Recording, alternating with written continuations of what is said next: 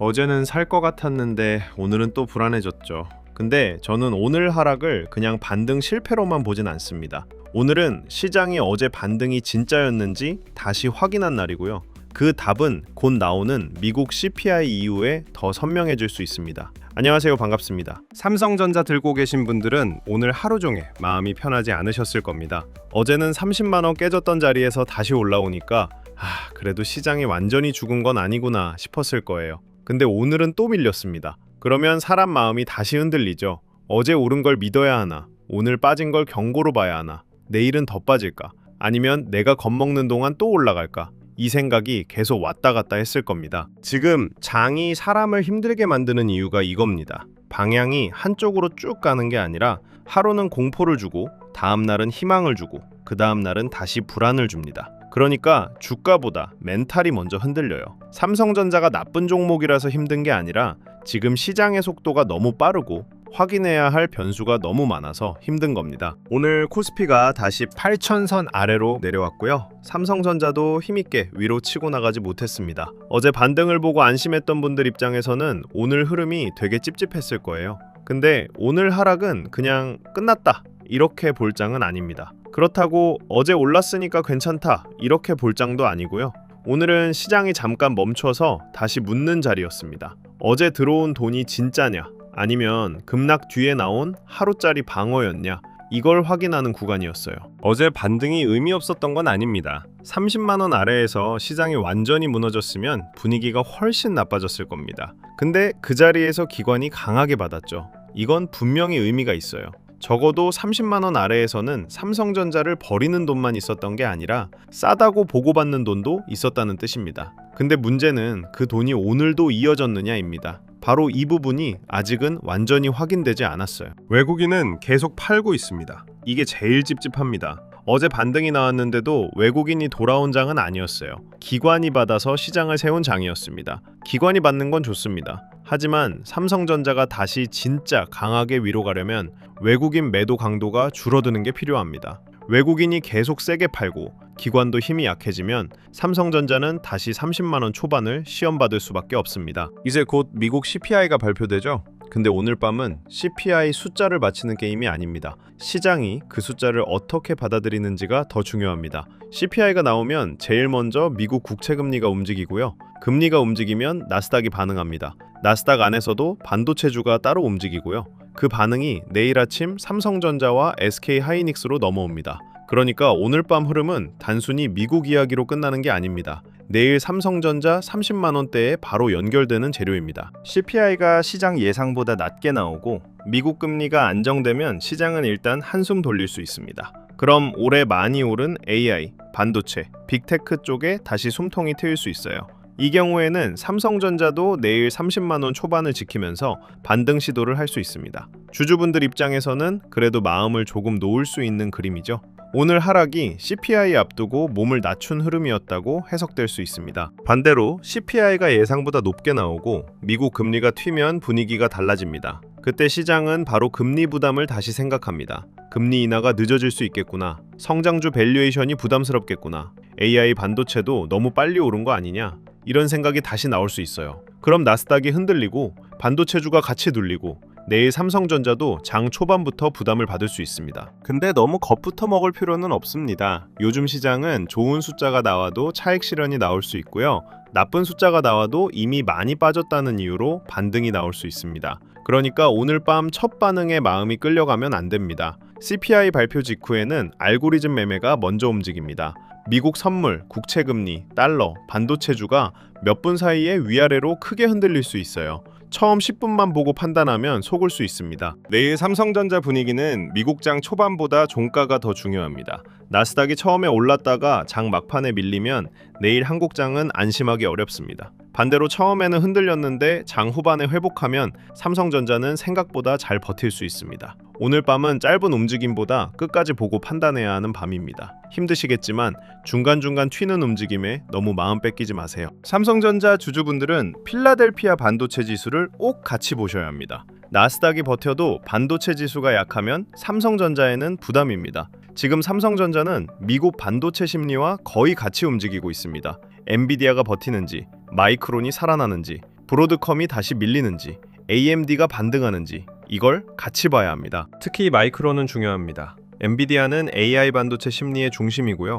마이크론은 메모리 업황을 같이 보는 종목입니다. 삼성전자와 SK하이닉스는 결국 메모리 가격, HBM 기대, AI 서버 수요를 같이 타잖아요. CPI 이후 마이크론이 버티면 시장은 메모리 기대를 아직 살려두고 있다는 뜻으로 볼 수 있습니다. 반대로 마이크론이 크게 밀리면 내일 한국 메모리주도 부담을 받을 수 있어요. 환율도 놓치면 안 됩니다. CPI가 높게 나오면 달러가 강해질 수 있고요. 달러가 강해지면 원화는 다시 부담을 받을 수 있습니다. 외국인이 한국 주식을 팔 때는 삼성전자가 좋냐 나쁘냐만 보는 게 아닙니다. 환율도 같이 봅니다. 원화가 약해지면 외국인 입장에서는 한국 주식을 들고 있는 부담이 커집니다. 삼성전자가 싫어서 파는 게 아니라 환율 때문에 포지션을 줄이는 경우도 생길 수 있어요. 그래서 내일 삼성전자에서 제일 중요한 건 외국인 매도 강도입니다. CPI가 좋게 나와도 외국인이 계속 세게 팔면 반등은 약할 수 있습니다. 반대로 CPI가 애매해도 외국인 매도 강도가 줄면 시장은 생각보다 버틸 수 있습니다. 내일 장에서는 삼성전자 가격만 보지 마세요. 외국인이 계속 파는지, 매도 규모가 줄어드는지, 기관이 다시 받는지, 개인만 또 받아내는 그림인지 이걸 같이 봐야 합니다. 어제 기관이 강하게 받았던 건 분명 의미가 있었습니다. 30만 원 아래에서 아무도 안 받았으면 진짜 무서웠을 겁니다. 그런데 기관이 그 자리를 받았다는 건 적어도 그 가격대에서는 국내 큰 돈이 반응했다는 뜻입니다. 다만 그게 진짜 중장기 매집인지 아니면 급락 이후 지수 방어성 자금인지 그건 아직 확인이 필요합니다. 내일 CPI 이후 장에서 기관이 다시 받는지 보면 그 성격이 조금 더 드러납니다. 내일 삼성전자가 30만 원 초반을 지키고요. 외국인 매도 강도가 줄고요. 기관이 다시 받는다면 어제 반등은 하루짜리 반등이 아니었을 가능성이 커집니다. 그때는 다시 32만 원 회복, 그 다음 33만 원대 안착을 볼 수 있습니다. 주주분들 입장에서는 마음이 조금 편해지는 흐름이 나오는 거죠. 중요한 건 하루 빨리 오르느냐가 아니라 아래에서 받아주는 힘이 계속 살아있느냐입니다. 반대로 내일 30만 원 초반이 다시 깨지고요. 외국인이 계속 강하게 팔고요. 기관도 받지 못하면 그때는 조심해야 합니다. 이 경우에는 CPI가 단순한 이벤트가 아니라 추가 조정의 명분으로 작동할 수 있습니다. 특히 고점에서 들어온 분들, 레버리지나 미수 쓰신 분들, 비중이 너무 큰 분들은 내일 장에서 감정적으로 움직이면 안 됩니다. 삼성전자에서 30만 원 초반은 그냥 가격이 아닙니다. 심리선입니다. 주주들이 버틸 수 있는지 못 버티는지 갈리는 자리예요. 30만 원 초반을 지키면서 거래량이 줄어들면 과열을 시키는 정상 눌림으로 볼 수 있습니다. 그런데 30만 원 초반이 깨지고 그 아래에서 회복하지 못하면 단기 실망 매물이 다시 나올 수 있습니다. 지금은 이 구간을 너무 쉽게 내주면 안 됩니다. 평단이 낮은 분들은 너무 조급할 필요 없습니다. CPI 이후 하루 흔들림으로 큰 그림이 바로 깨지는 건 아닙니다. 다만 30만 원 초반을 깨고 회복을 못하면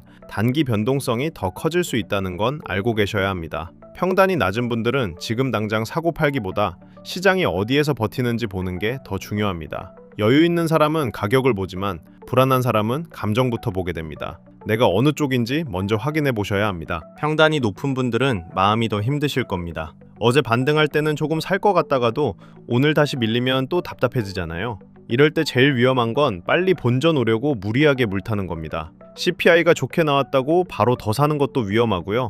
CPI가 나쁘게 나왔다고 공포에 다 던지는 것도 위험합니다. 고점에서 들어온 분들은 가격보다 비중을 먼저 보셔야 합니다. 내가 이 변동성을 버틸 수 있는 크기로 들고 있는지 이게 먼저입니다. 새로 들어오려는 분들도 내일 한 번에 들어갈 필요 없습니다. CPI가 좋게 나와서 미국장이 반등했다고 해도 한국장에서 외국인이 계속 팔면 삼성전자는 생각보다 힘이 약할 수 있습니다. 반대로 CPI가 애매하게 나왔는데도 미국 반도체가 버티고 삼성전자가 30만 원 초반을 지키면 그때는 단계적으로 볼 수 있습니다. 지금은 한 번에 맞히는 장이 아닙니다. 확인하면서 나눠서 보는 장입니다. 삼성전자만 보면 안 됩니다. CPI 이후에 진짜 돈이 들어온다면 삼성전자만 움직이지 않습니다. SK하이닉스도 같이 봐야 하고요. 반도체 장비도 봐야 하고요. 소부장도 봐야 합니다. 후공정, 패키징, 테스트 쪽도 같이 봐야 하고요. AI 데이터 센터 흐름이 살아있으면 전력 인프라도 다시 움직일 수 있습니다. 진짜 강한 장은 대장주만 오르지 않습니다.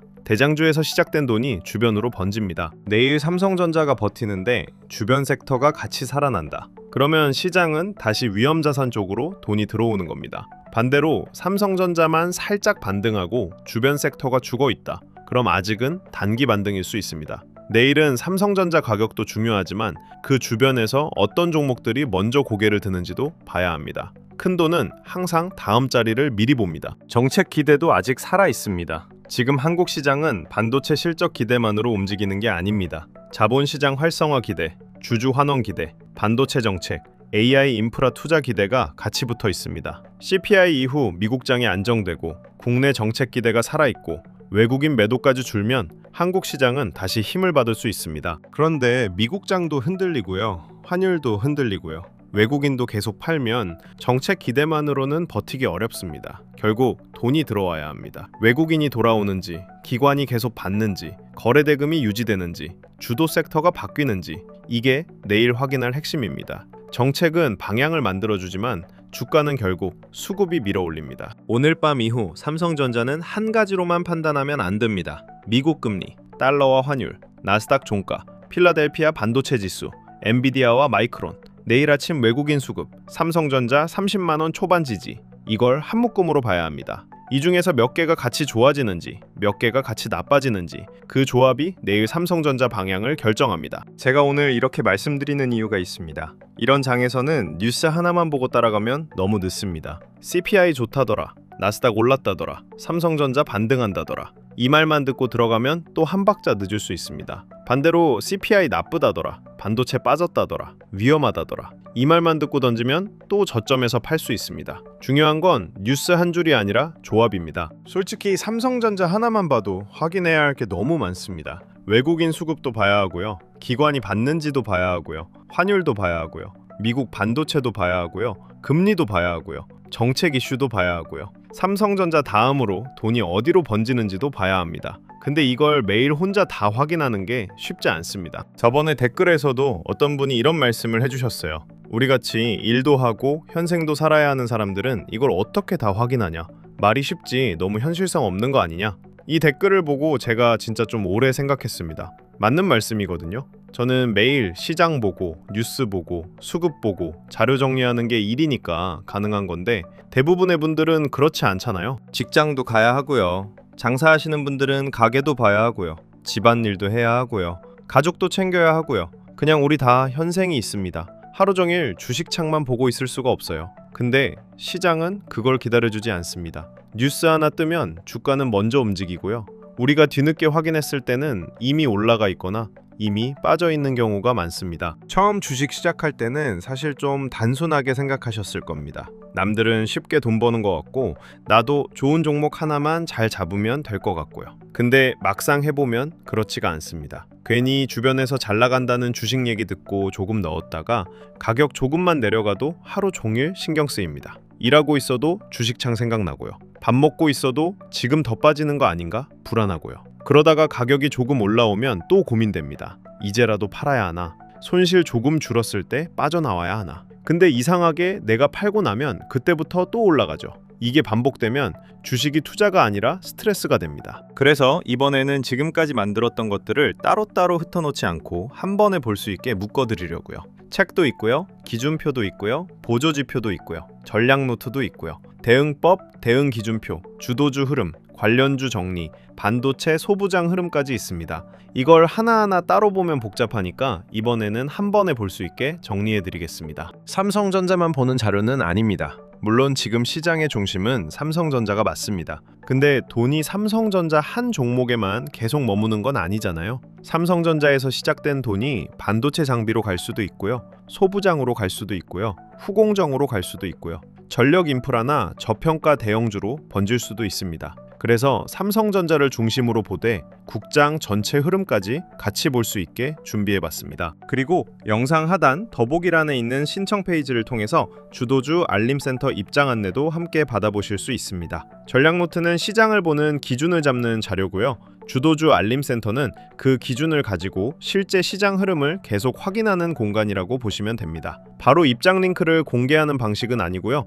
신청 페이지에서 신청해 주시면 확인 후 입장 안내를 받아보실 수 있습니다. 신청 방법은 어렵지 않습니다. 구독과 좋아요 눌러주시고요. 댓글창에 전략노트라고 남겨주세요. 그리고 영상 하단 더보기란에 있는 신청 페이지로 들어가서 신청하시면 됩니다. 시장을 전부 마치자는 게 아닙니다. 적어도 남들 말 듣고 들어갔다가 떨어지면 불안해서 못 버티고 오르면 본전 생각에 팔아버리고 팔고 나면 다시 올라서 후회하는 반복을 줄이자는 겁니다. 오늘 CPI 이후 삼성전자는 한 줄 뉴스로 판단하면 안 됩니다. 중요한 건 반응이고요. 그 반응이 수급으로 이어지는지입니다. 내일 삼성전자가 30만 원 초반을 지키고 외국인 매도가 줄고 미국 반도체가 버티면 다시 반등 흐름을 기대할 수 있습니다. 반대로 이 세 가지가 같이 무너지면 조금 더 방어적으로 봐야 합니다. 이런 장은 하루하루 마치는 장이 아닙니다. 흔들림 속에서 기준을 지키는 장이에요. CPI 하나에 흥분하지 마시고요.